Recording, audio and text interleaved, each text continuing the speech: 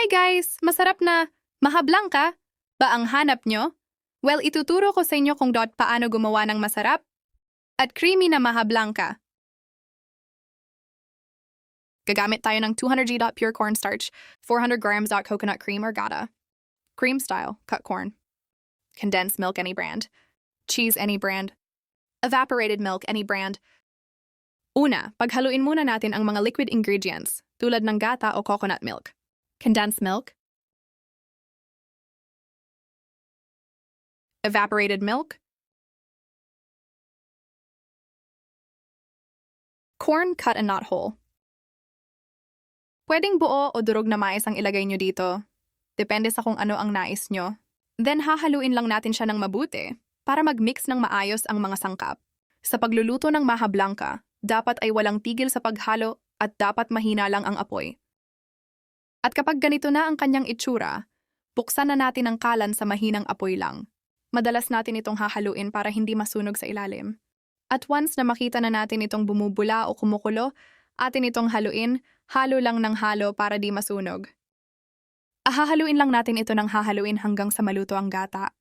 At kapag luto na ang gata, ilalagay na natin ang cornstarch na tinunaw natin kanina.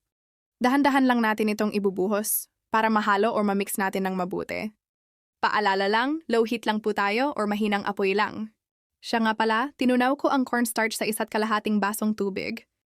Kung isasama ang gata o coconut milk pati na ang evaporated milk, ay 4 na baso lahat ang naging tubig nito.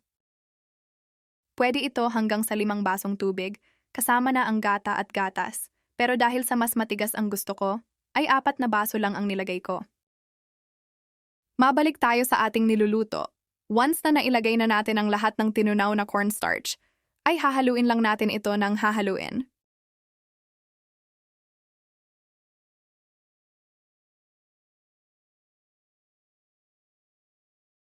Yes, walang tigil sa paghalo ang gagawin natin dahil masusunog ito once na tigilan natin itong haluin.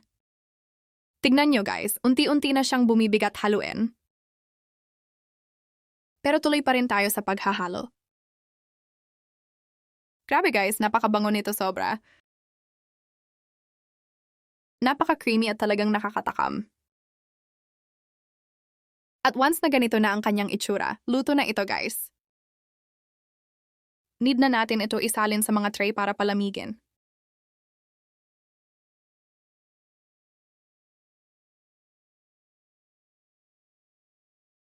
At sa 200 grams na cornstarch, ay nakagawa ako ng isang malaki at isang maliit na tray. Thank you for watching GoPads TV. Like, follow, share, and subscribe.